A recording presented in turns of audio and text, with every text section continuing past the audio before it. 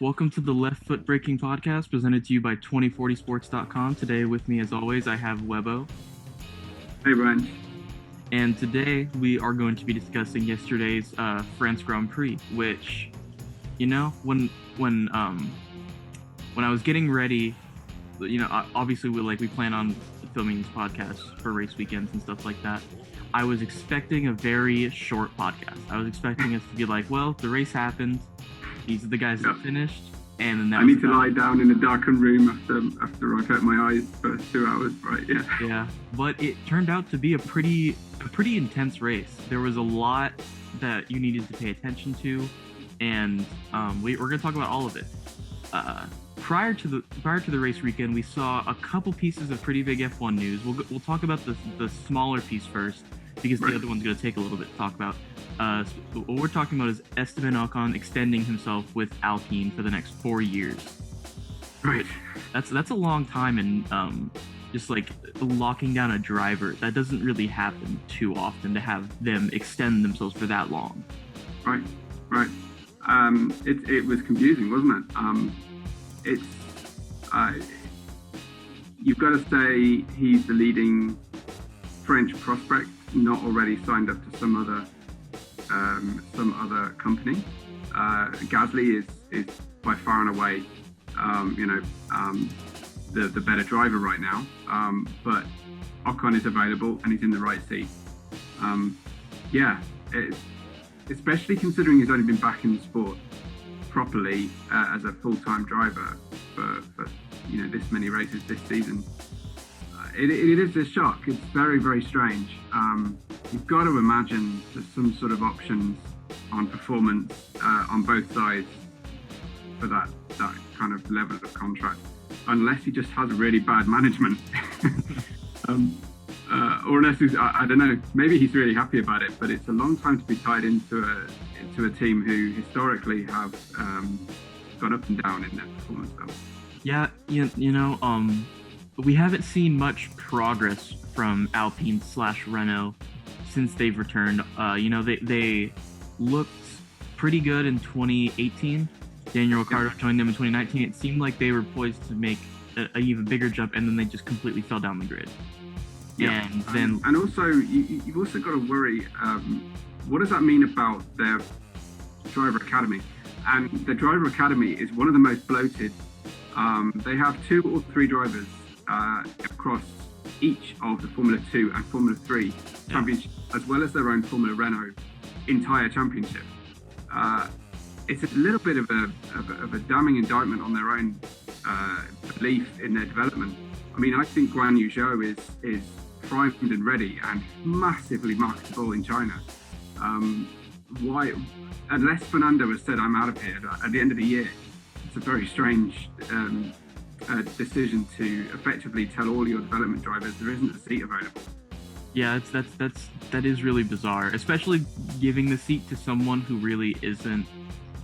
I'm not gonna say Esteban Ocon's a bad driver, because he's not, but he's not premier talent compared to some of the other guys on the grid. Especially when you talk about guys like Guan Yu Zhou, who seem like they are very good, young, talented drivers that just need to be given the opportunity to step forward. I thought Guan Yu Zhou should have been in F1 already, but it hasn't happened yet. With Ocon signing this deal, they're essentially waiting for Alonso to fizzle out and retire before they can bring him in. Because they don't have a sister team. I don't expect them to just find a sister team. So it's gonna be difficult for them to get him into that seat.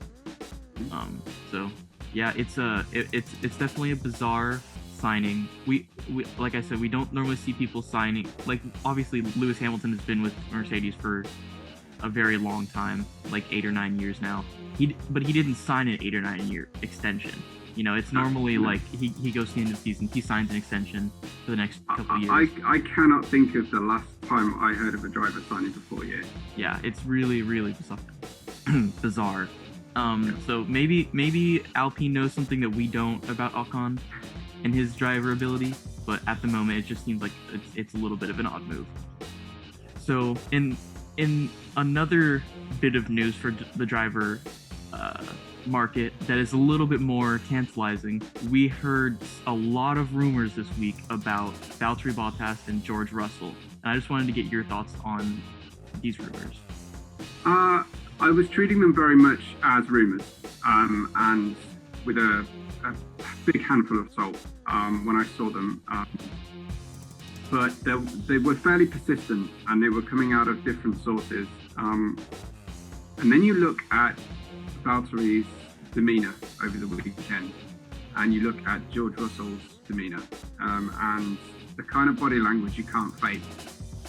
And then, I'm sure we'll talk about it, you look at some radio messages later on in the weekend, and I did have that sudden feeling. Yeah, that was the action of a driver who has nothing left to lose in his communication to the team. So yeah. It's not surprising. It's surprising that they would want to switch them over potentially mid-season, but it's certainly not as surprising. I messaged some friends as Verstappen was coming up behind Bottas, fully expecting Bottas to just move aside, and that's exactly what he did. He put up a half-hearted defence and ran wide and failed to block the apex of the corner. Just really looked like he was making a meal out of it. Yeah, you could maybe blame it on his tires, but at the end of the day, it's even with botched tires, there could have been more he could have done to defend Verstappen at that point in the race, in my opinion. But yeah, like you were talking about body language, and just like there was one press conference that George Russell had where I remember him, Leclerc asked him like, how many laps are we doing, like 52, 53, and Russell said, you might be doing 53, I'm probably doing a lot less. Just joking that his Williams just doesn't really have the pace to stay on the lead lap, and while it's lighthearted, he's not really coming at the team because it's pretty well known that they're not going to be at the front of the field. We haven't seen him say something like that about Williams before. Yeah. He's normally very mature and composed about those kinds of things. So to see him say something like that, it also brings up the idea of maybe these are a little bit more than rumors. But then any journalist in the paddock was commenting on how he was walking tall and just had a certain level of self-assurance about him.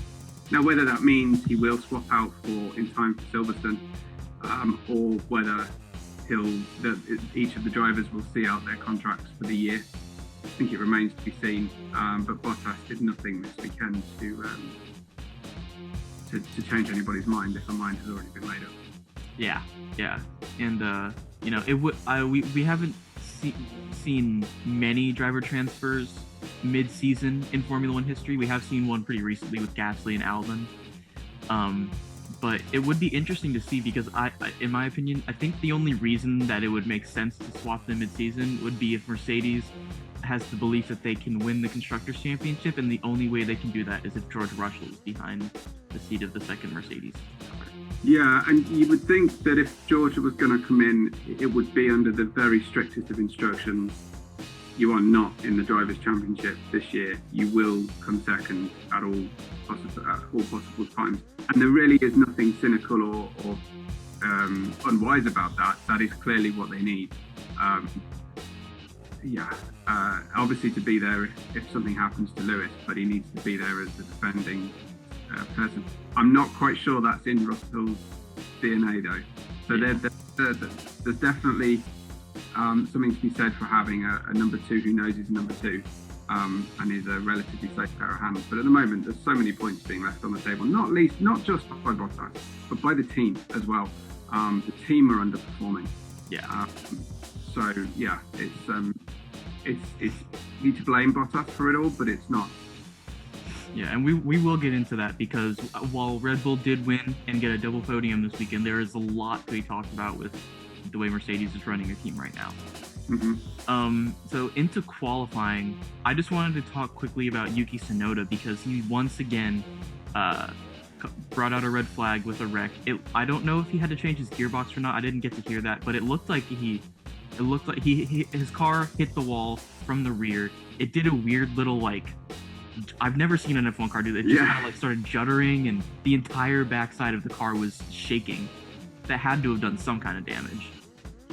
You think it's put some strange vibrations through it. I think it was less to do with the fact that the gearbox had locked, and far more to do with the undulation of the off track texture that was on the surface. But yeah, it did look very strange, especially when they super slow mode it. Yeah, that was bizarre, but it brings up a question of Yuki Tsunoda. I believe he finished 13th in the race, which, to be fair, coming back from 20th isn't terrible. He did pretty well in that regard, but it seemed this year qualifying has just been awful for him. He has not been able to hone it in for one lap in qualifying to get himself in a good spot on the grid, and it's hurt him in the races. Obviously, when you're starting in the back, there's not much you can do in a midfield car to get points. Yeah, he's hot-headed. He's overdriving the car on the first lap, and that's the golden rule: is get a safe banker in. So yeah, he's not learning yet. I still think he will.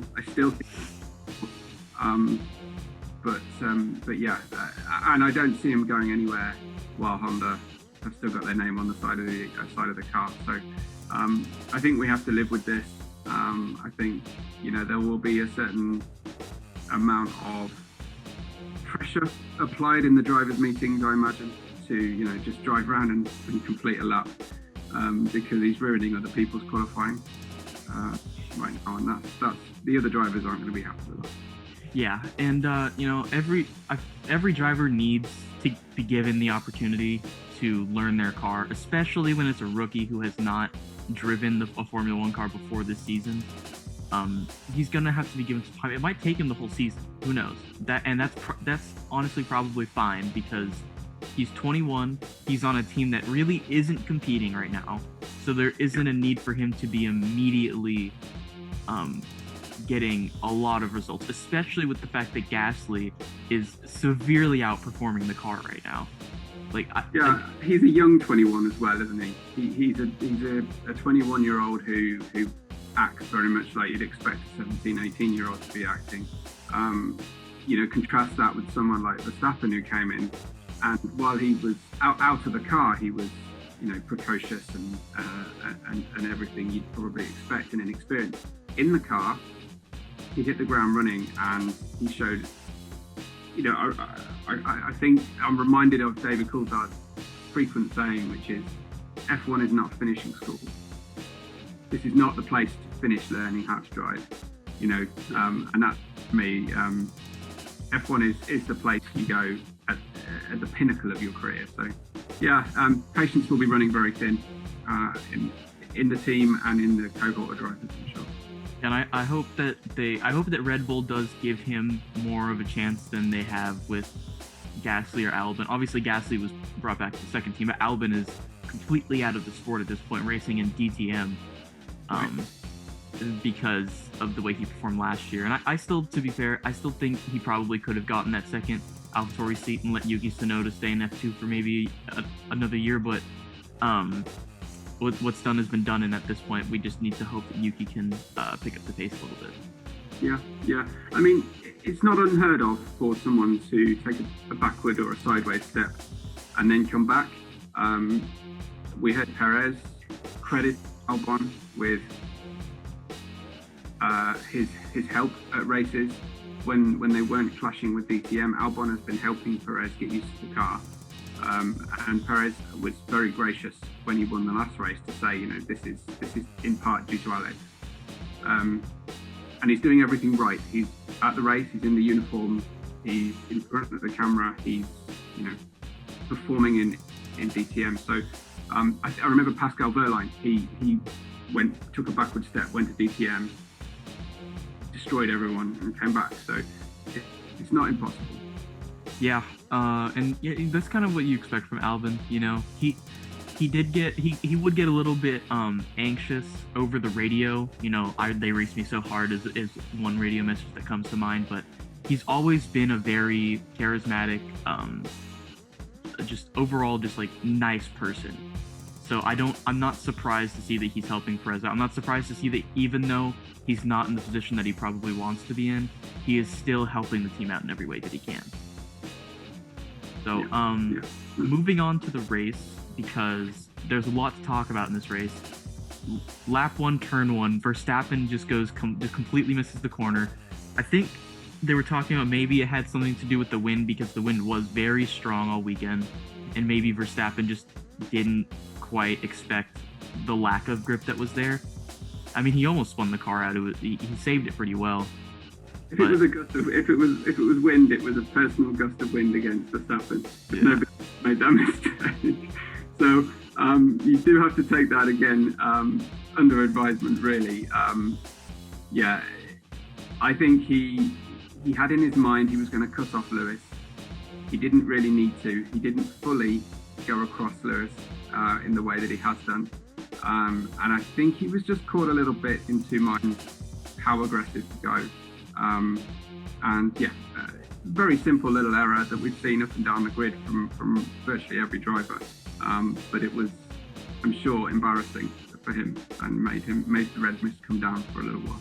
Yeah, it kind of looked like he didn't really fully get over onto the racing line after the start. He kind of stayed in a straight line on the left part of the track and didn't take the corner correctly. Yeah. So he lost out to Hamilton, and for a while, I think when everyone saw that, they were like, okay, this is probably Hamilton's race. But it wasn't.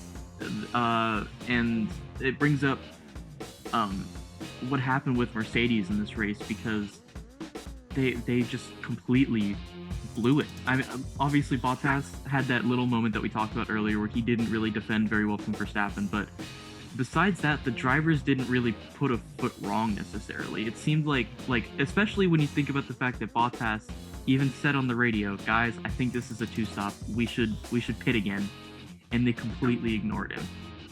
Yeah,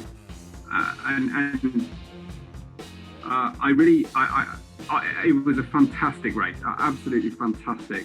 My heart rate was through the roof.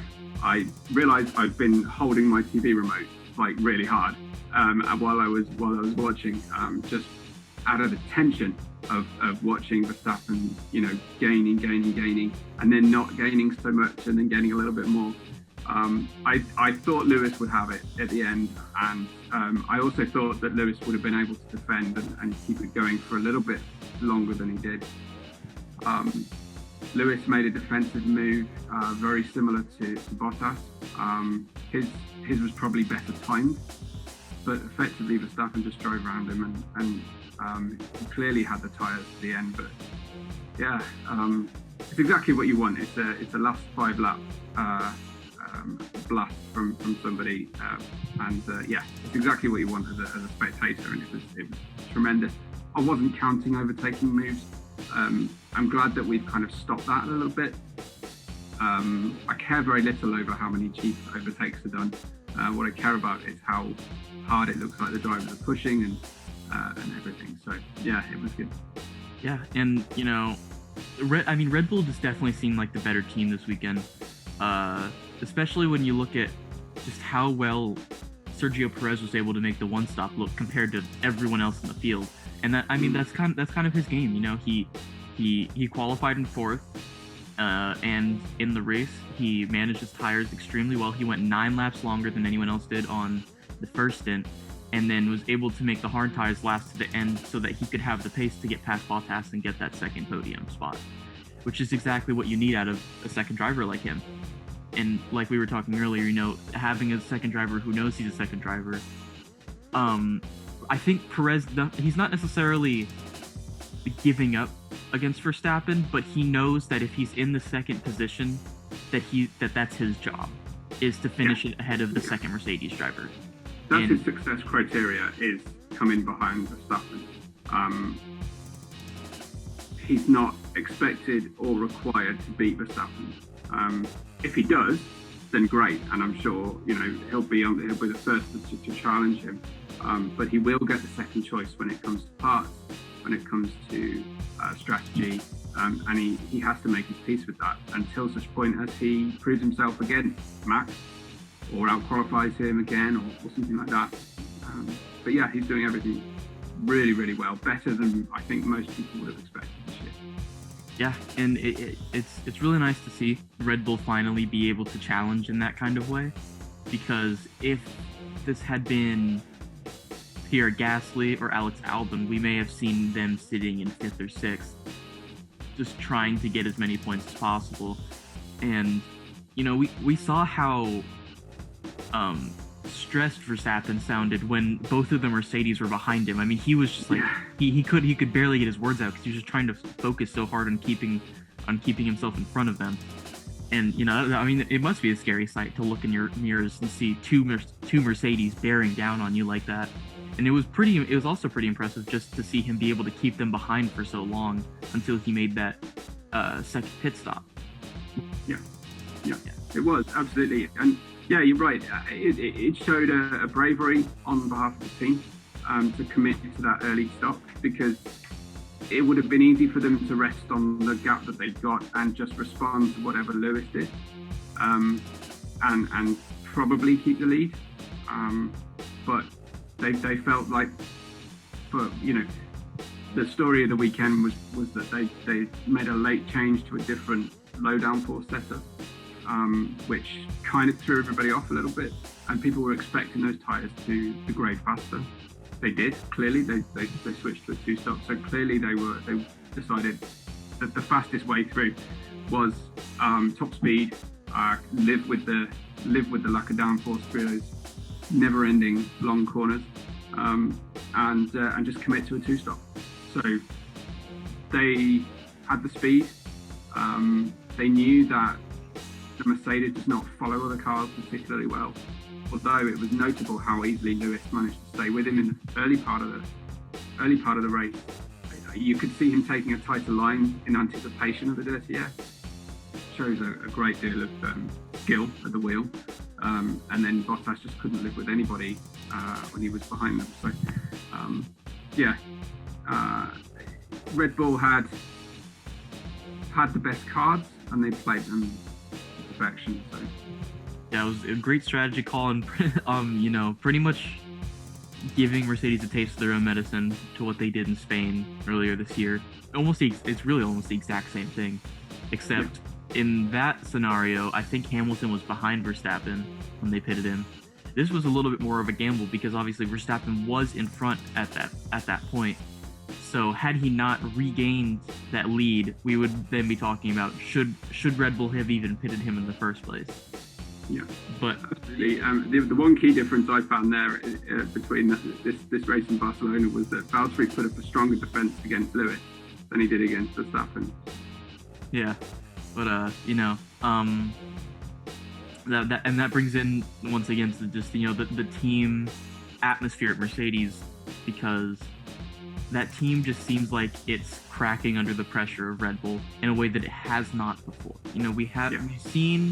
We've seen Mercedes be challenged by Ferrari in like 2018 and 2019, but the difference I feel with this year is that when Mercedes made mistakes in those years, Ferrari was never like, oh, this is mine then. Like there was never that kind of capitalization on the mistakes that we're seeing with Red Bull this year. When Mercedes makes a mistake, Verstappen's there, Perez is there.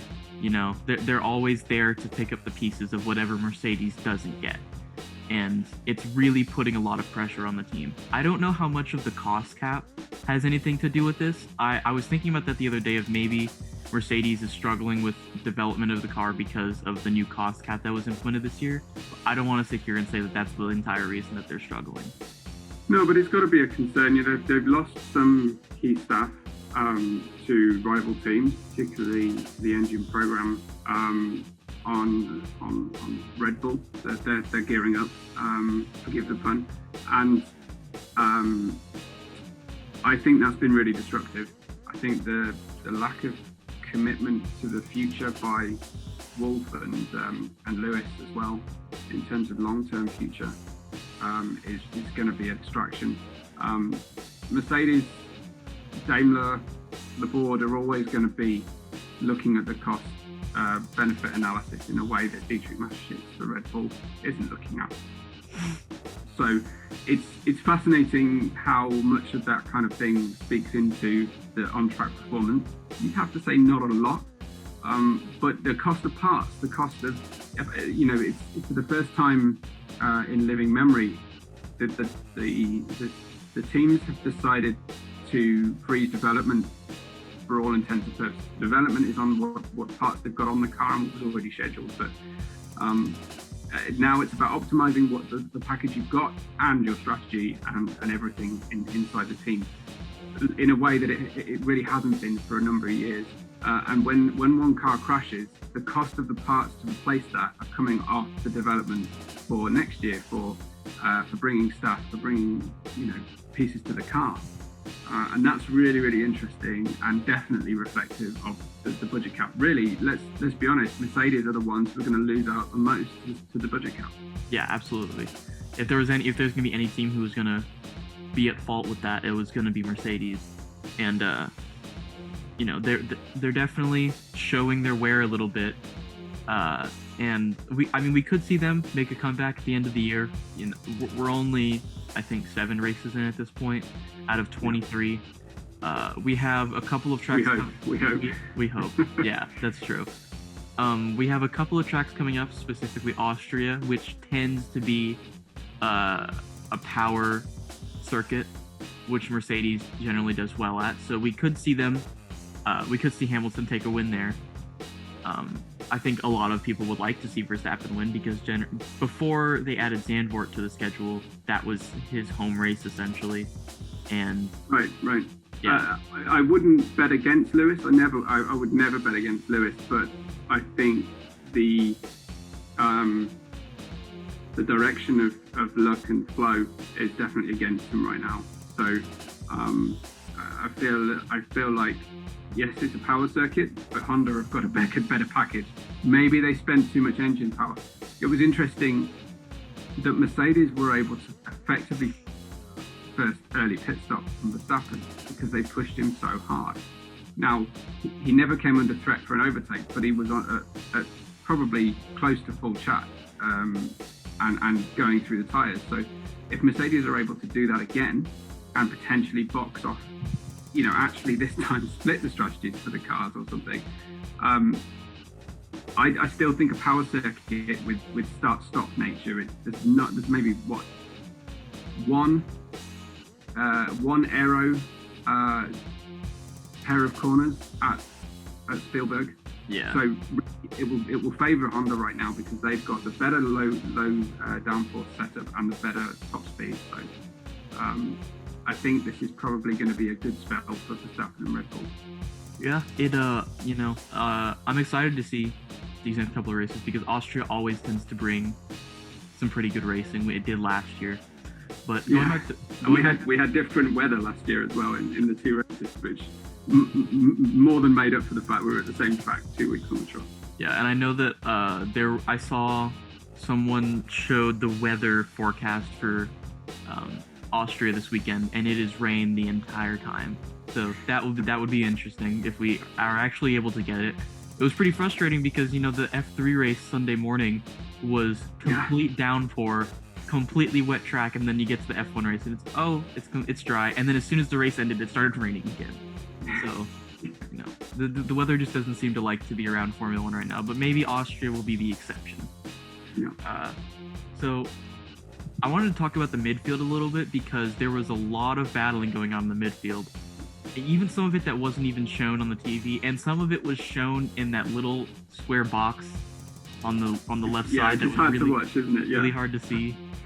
But yeah, we got to see a lot.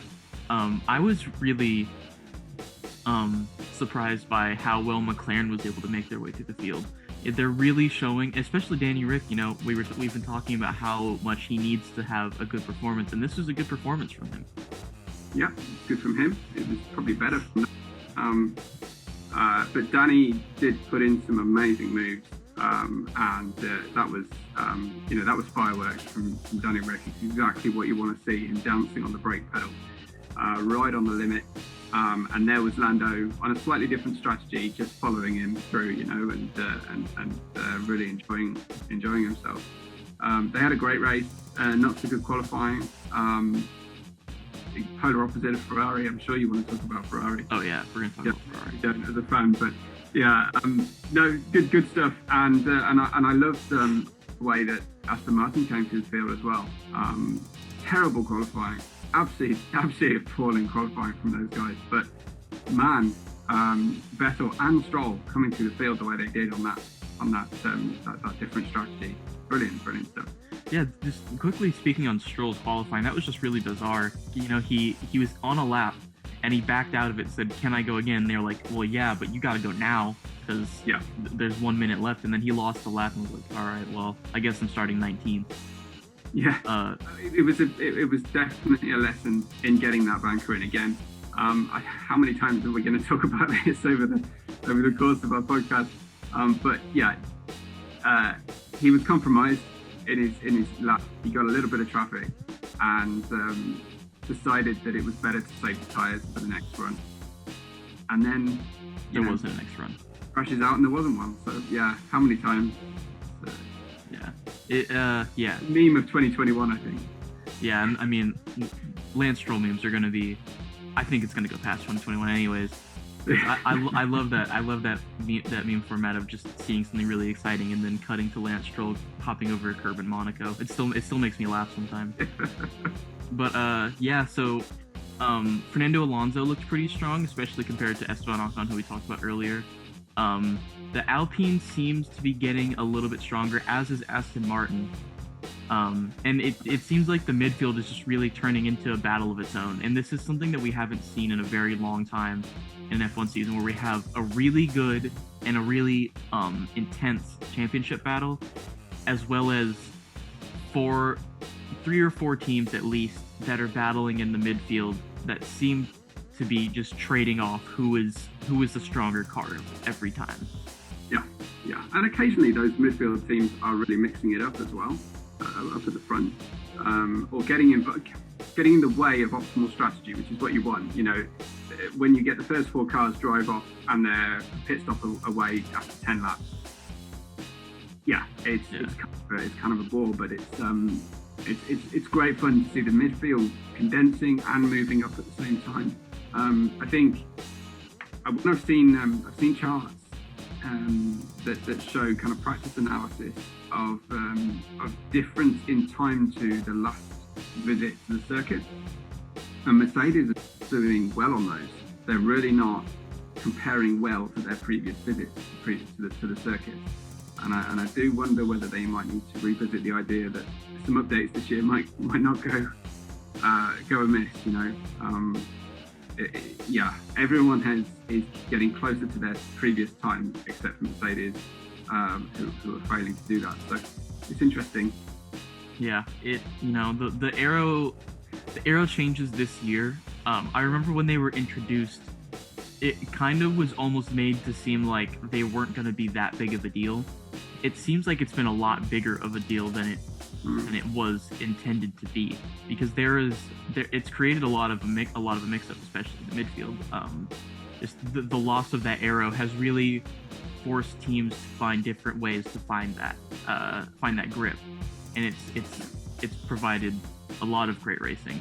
Like you were talking earlier with Aston Martin, I think Lance Stroll is really proving himself as a driver now, because this is the second race in a row where he has started from the back and finished in the points, and looked really strong while doing it. You know, I don't think there's any more of this daddy's money kind of gimmick going around him, because he has finished behind Vettel, which I think is fair. Yeah. But, he's doing everything that you would want from him and more. And yeah, he will eventually, I'm sure, like this, win over the detractors. I've been a big detractor of his, certainly in the first few seasons. You know, the seesawing steering wheel through the Williams years was notable for his sort of on the edge, ragged edge kind of driving, and there is still a little element of that, but he can dance the car around. And in low grip I don't think anybody starts races better than he does. He's great on cold tires, on damp conditions. So those are usually the mark of a driver with great instinctive feel. Maybe I and other people have been guilty of overlooking. Yeah, and last year, I mean, he has a pole position, which it's really surprising to even think about the fact that he was able to get that pole in Turkey, in such drab conditions. But I really am liking the progress that he's made as a driver. He showed that kind of pace in F2, and he didn't really bring it over to F1 that well. Obviously, he got that podium as a rookie, and then didn't really do much after that. And he started to seemingly pick it up again. And Aston Martin is one of my favorite teams in the grid this year, because they've already made big strides from the beginning of the season when they were protesting the aero changes because it ruins their car kind of in a way. Yeah. But they've bounced back a bit. There's I want to say they're somewhere around 5th or 6th in the grid, but it's so hard to pinpoint where the midfield is. Because there are standings right now, but I don't think the standings do any justice to how close the midfield really is to each other. I think they've probably got the 4th best race car and a much worse qualifying car. They're probably 8th, 9th best quali car right now, or a combination of car and driver. But you don't get points for quali at the moment, so yeah. They're doing the right thing. They've always favoured high-speed circuits. That team, when they used to be Force India and Racing Point, they've always favoured the odd really good result from a high-speed circuit.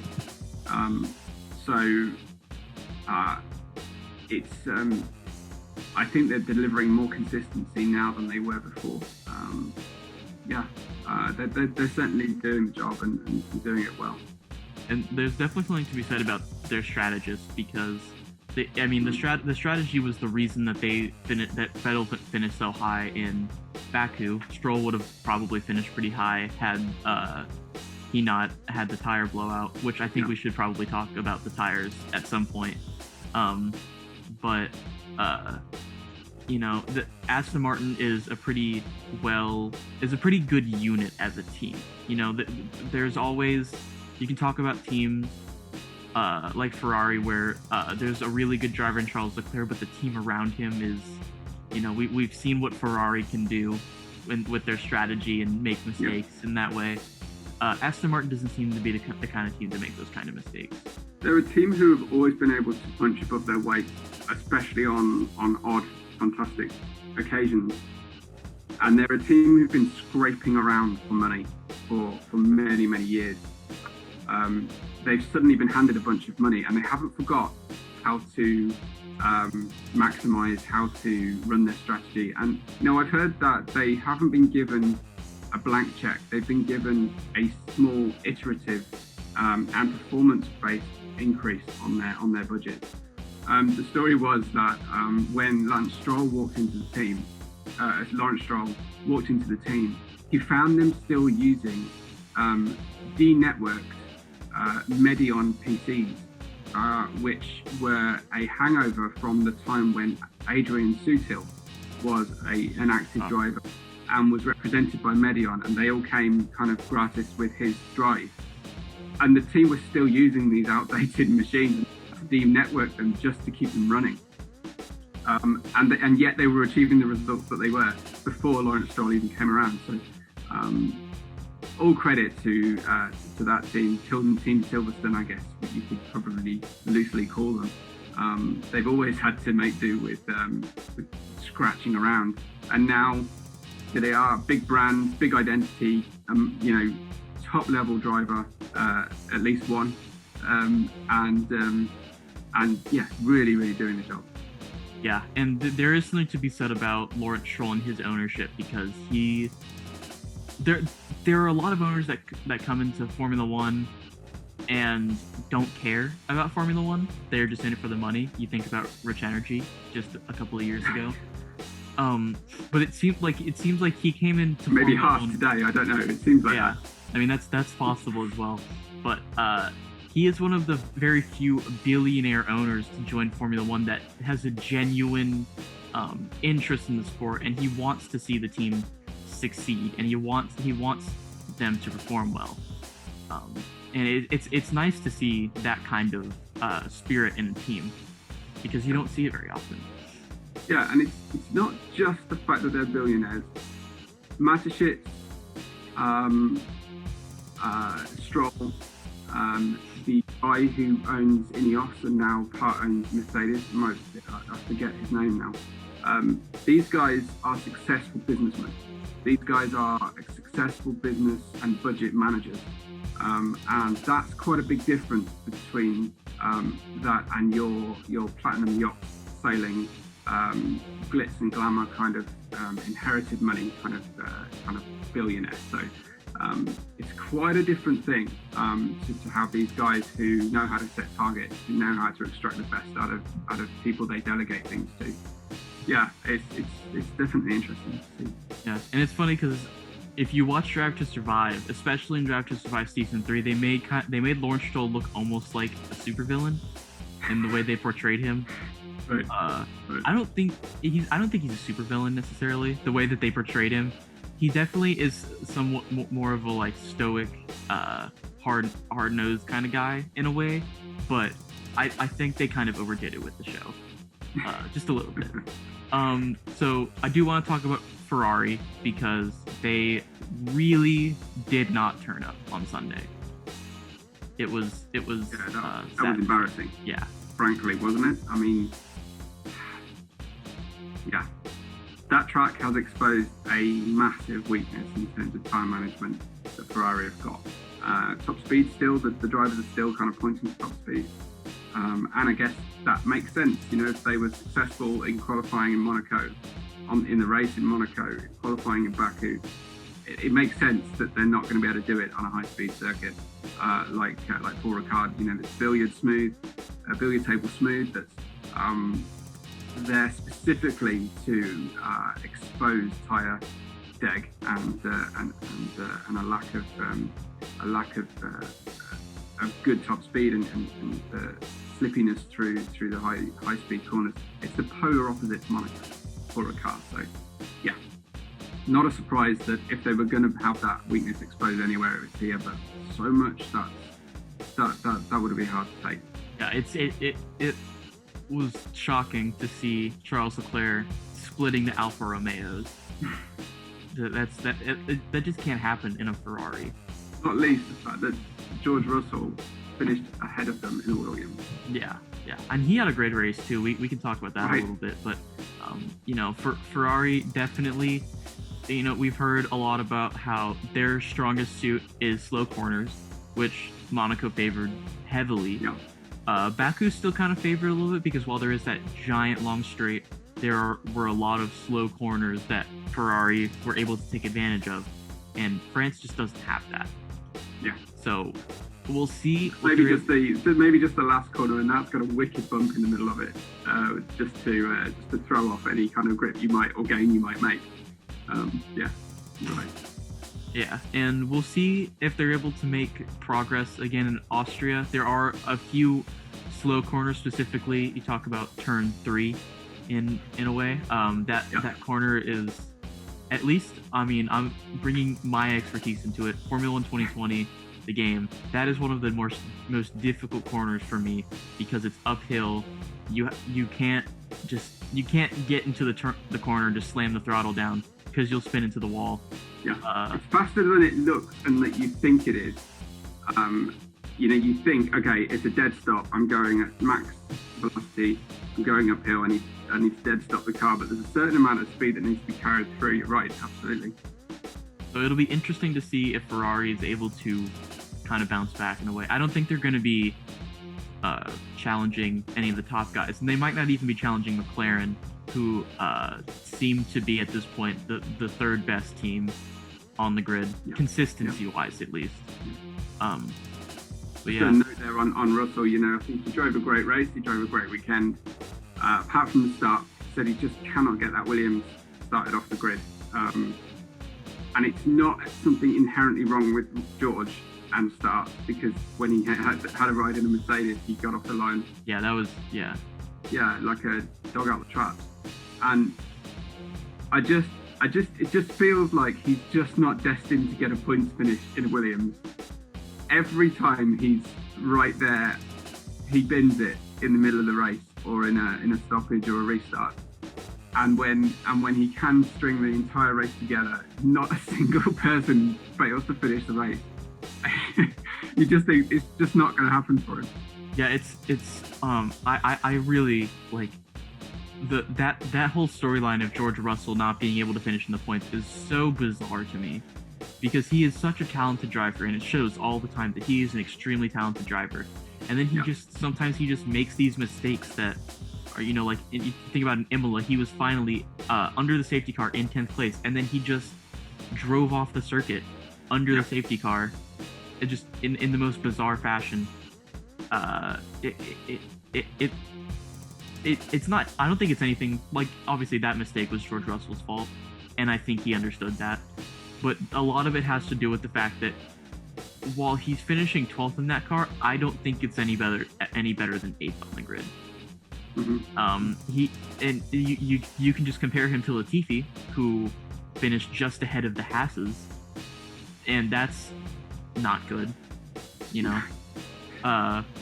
So he's definitely outperforming the hell out of that car, and it's only a matter of time, especially with the rumors popping around that he goes to Mercedes. And I'm really excited to see when that finally happens, especially if he's Lewis Hamilton's teammate.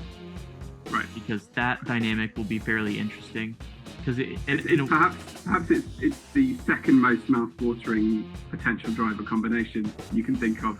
I think everyone wants Verstappen and Lewis in the same car. Absolutely. Don't think it's going to happen. I think maybe your second best would be Lewis against Russell. Yeah, I would love to see it. I really hope that Mercedes is actually able to carry. This is something that I probably wouldn't have said a couple of years ago, but I do want to see Mercedes carry their how good they've been in the past few years over to the new regulations next year. Right. Because if Russell's going to be there, I would like to see him challenging the front. It would really suck if Russell finally is able to get his Mercedes seat and then they're third on the grid. Yeah, absolutely. It's like when Jenson Button, was desperate to get into an established good team, and he went to McLaren, and they just plummeted. Had the worst season they've had in 10 plus years. So yeah, you just don't want bad luck to keep following Russell around. You definitely want him in a top car. Yeah.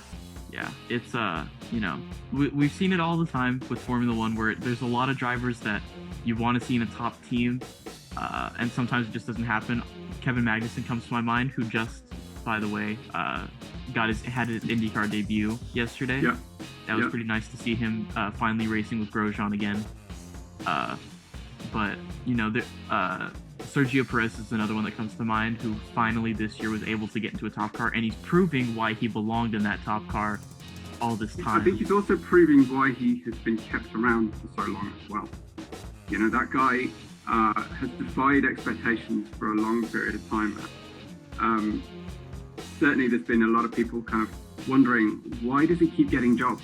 Why does he keep doing it? How is it that the guy is still around? Because he hasn't had huge results. He's had a win for Force India, obviously, but prior to that point, there was always that doubt. He'd be paired with someone like Ocon, and they'd be next to each other for large proportions of the race, or battling with each other. But yeah, absolutely. And his time with McLaren was awful, just like Magnussen, really, really bad. But yeah, doing the job now, and it's great to see. Yeah, I'm loving to see him performing in that Red Bull. We touched on McLaren a little bit, but I do want to get into them a little bit more, because they finished 5th and 6th, just essentially third best car on the grid for that race. And they out of the kind of the standings battles that have been going on, it's kind of been them versus Ferrari and then the rest of the midfield.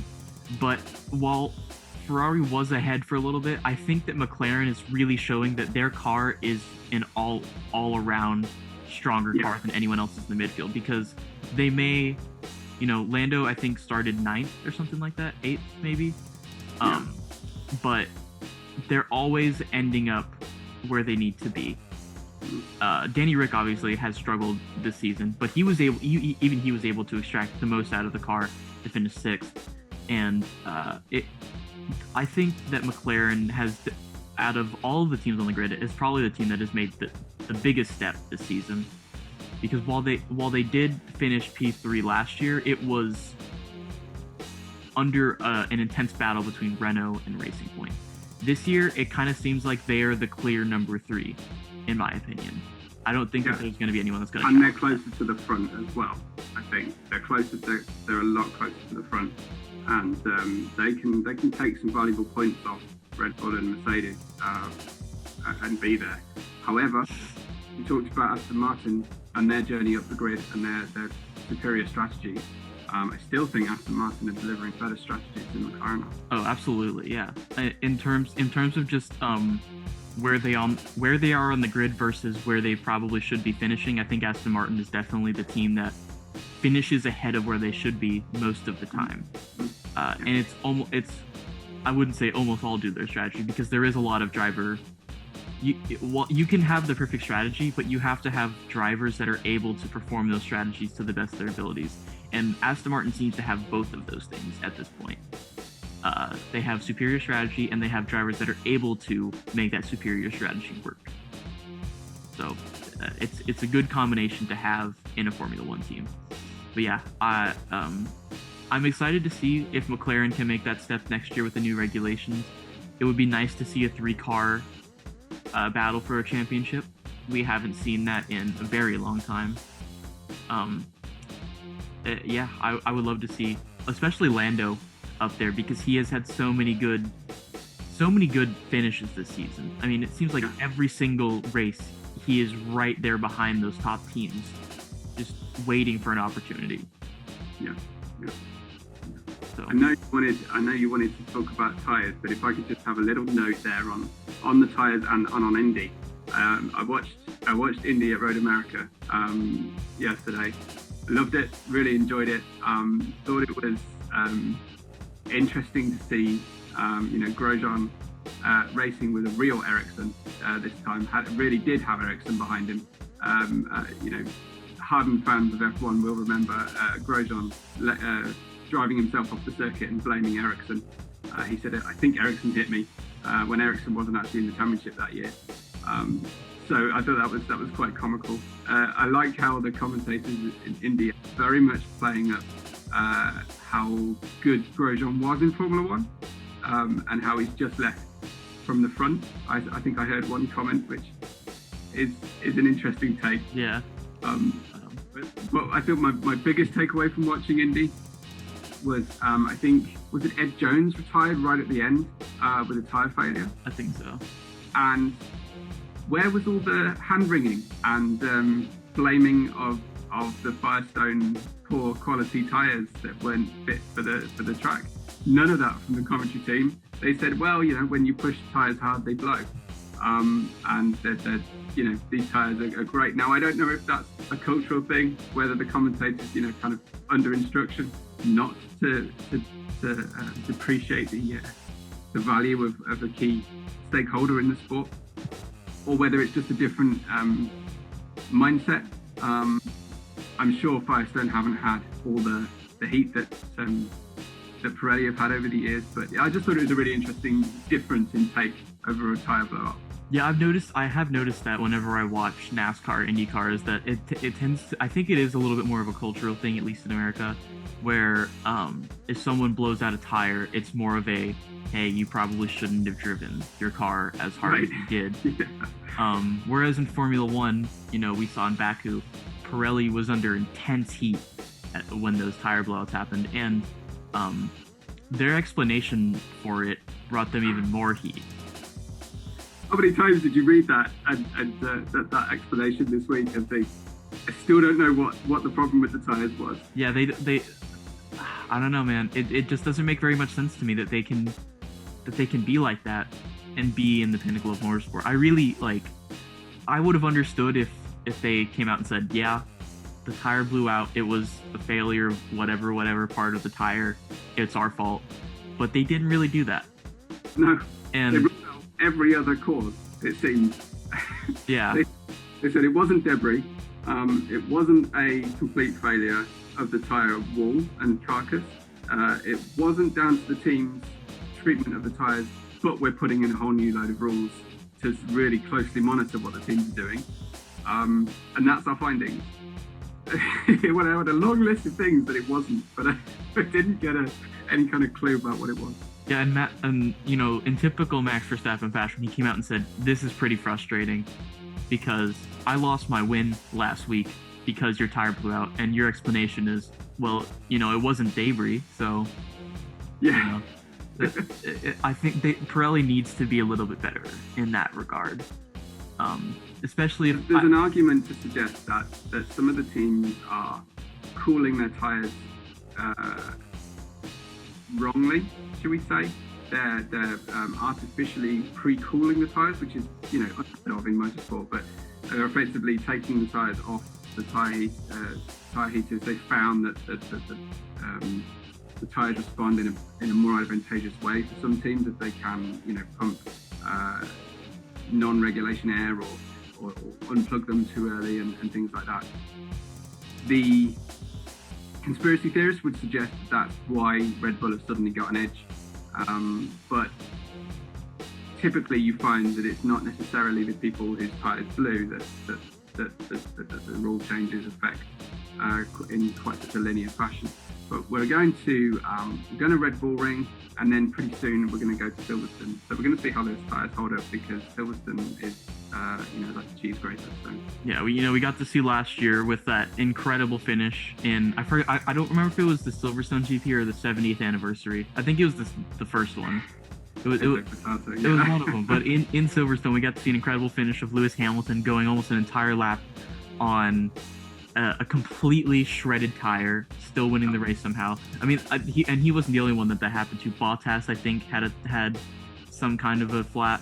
Carlos Sainz, I think, also had a flat. I think there might have been one other person, but I can't really remember right now. But yeah, these new tires, which are different from last year, by the way, they are a little bit different. I'm not a tire expert, so I have no clue what kind of changes they've made. But they claim that they're different tires, and they seem to be getting worn a lot easier. Even in France, there was the soft tire almost was unusable in a way, because you had to go so slowly around the track on your outlap just so that you didn't put any energy into the tires, because on that one lap they absolutely got shredded. Yeah, and it was a joke watching the drivers drive around like that, and we can laugh and we can ridicule Pirelli, but this will suddenly stop being funny when a driver hits a wall and is injured. It's not funny. It's not good enough. Yes, tires have always blown in the sport. Some of the most dramatic moments in the sport's history were a tire letting go, but so many, so often, is just not right. And it's something that we just desperately hope doesn't end tragically or with injury. So it's definitely something that needs to be fixed. Yeah, there's always that inherent danger when you talk about motorsport. That I don't want to say deaths happen, because it's not something that should happen, but in the history of Formula One, a lot of people have died in races, and that has been the reason why safety has been such a major concern over the past few years. It's led to less deaths, I'll say, because there have been a few, specifically Antoine Hubert in 2019. But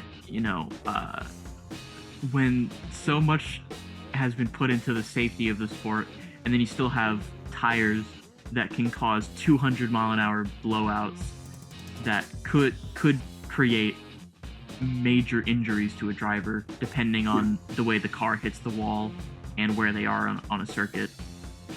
We were tremendously lucky as spectators. I never want to watch a driver get hurt ever. One of the most vivid memories of my childhood, which maybe we'll talk about one day, was sitting on the carpet watching Ayrton Senna die, and we never want to see anything like that, of course. But we were tremendously lucky that both tyre blowouts in Azerbaijan happened on the straight.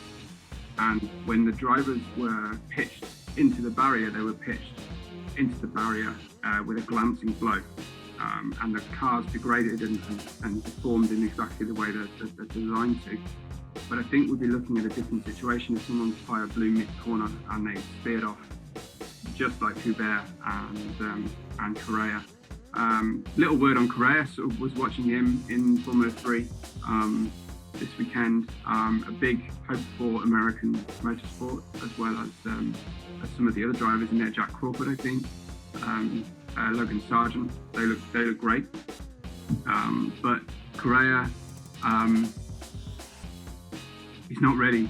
He's not ready to step back up to F2. The guy cannot drive under pressure, and whether that's down to motor skills, down to his injuries, whether it's the way the car's been adapted, he hasn't got it in the dicey battles. He's got quality speed, he's got one lap pace, but yeah, it's hard to watch. It doesn't feel like he's ready to do battle just yet. Yeah, it might be a mental thing, that's a strong possibility. But it is pretty sad to see a driver like that who had a lot of potential before that wreck. He essentially had to almost learn to walk again. Yeah. After. And I take absolutely nothing away from him, but and I want him to do really well, absolutely. Yeah. But it was hard to see him in battle situations it's in a discipline of motorsport one grade lower than he left, and I so much respect to the team for bringing him back in and giving him a car and adapting the car to his needs. But you wonder whether he just needs a little bit extra time. He's mentioned about fitness, how difficult it is to get fit, and that has to have a bearing. But yeah, difficult to watch, but absolutely take your hat off to the bravery to get back in. Yeah, it's and you want to, if we're talking about like bravery of getting back in after a wreck, you can also talk about Grosjean, who has been I really love how well he's performed in IndyCar, because it's proving how good F1 drivers really are. Because when he left F1, I don't think he was necessarily considered to be one of the top drivers. You maybe could even make the argument that a lot of people considered him a back of the grid type of driver. And the fact that he can go from that to contending for wins every single time he's racing in IndyCar, that is commendable. Especially after I didn't even know he had it in him. And I'm watching him dive down the inside of seasoned IndyCar drivers. He misjudged one pretty spectacularly today, but also the fact that he not only has he got back in the car after almost dying in a fireball, but then his car lights on fire in the previous race, and he goes to attack it with a fire extinguisher. That was pretty funny to see. He went and asked. I don't know what those marshals were doing. They just kind of stood there and watched it, and then he was like, "Hey, give me a fire extinguisher. I want to go put this out." And they showed up in the truck and had to kind of push him away, like, "No, this is our job. You're done." Another thing I'd never seen before in motorsport, shows how little I watch Indy prior to this year. But the trackside guys, I forget what it said on the side of the truck, but they turn up and they're actually restarting the car on the side of the track. They've got their own starter part of the track. Obviously in F1, you stall the car, you're out. Yeah. A marshal tries to jump start you, you're out. There's just no two ways about it. You just don't stall. Whereas these guys were able to just turn up, get the car going, which I thought was pretty cool. Yeah. I do like IndyCar in that sense. Formula One has always been that sport that's like very pinpoint accuracy type of stuff. You have to be perfect. Whereas in IndyCar and NASCAR, there is less of that. Obviously, you still have to be a very skilled driver. There's no doubt about that.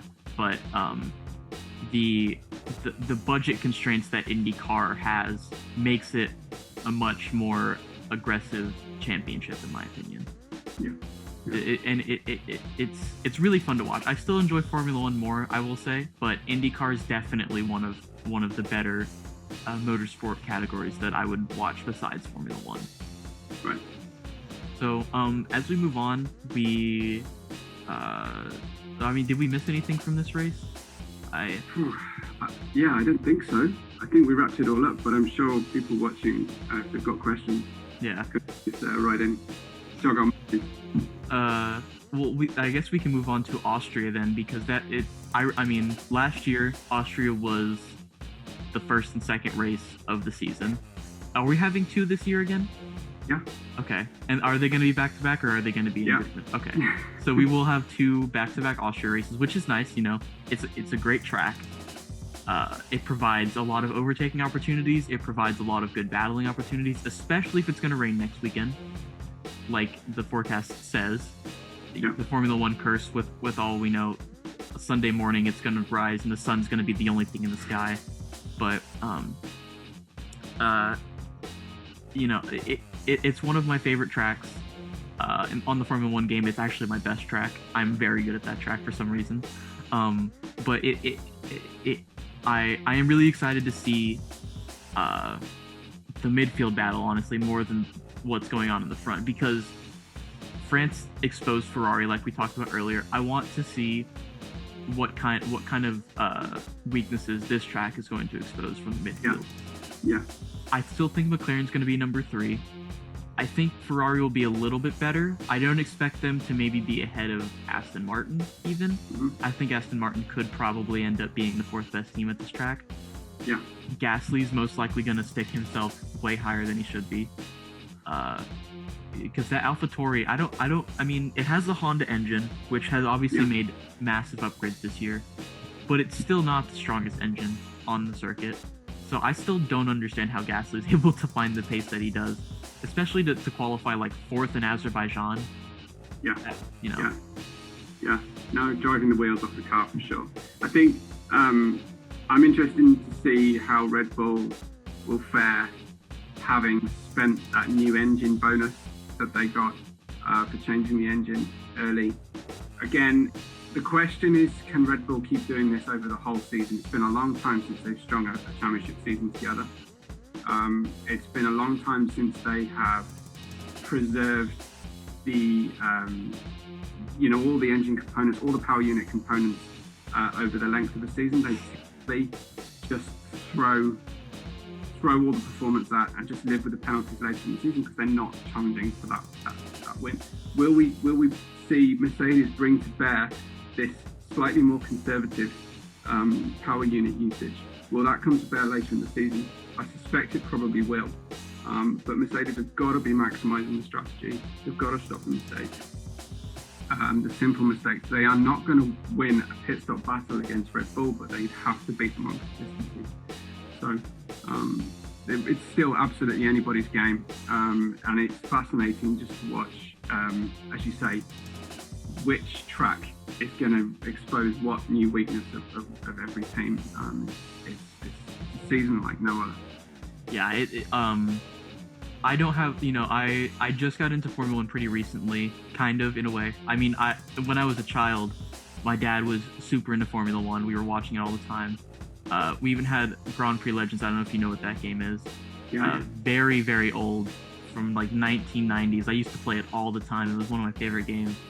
And then I kind of fell off of it a little bit and got back into it around 2018, 2019. So I don't have much experience with more recent Formula One seasons. I watched all of 2020 and 2021. I watched a little bit of 2019. I completely forgot where I was going at that point. So, well, you happen to know someone who's got every season review since 1981 as part of a collection. Yeah. And he's been following it for a long time. So. Yeah. Well, that is. I guess that's good. So we have a trip. This was the first race of a triple header. So we will have 2 more race podcasts after this, and then after that, we have a non-race weekend podcast, which we will bring a guest into. most hopefully. We won't reveal who it is yet. He's not famous, so it's not anyone that anyone should probably know, but he's one of our friends. So, yeah, that is the end of this edition of the Let's Book Breaking podcast presented by 24sports.com. Thank you for watching.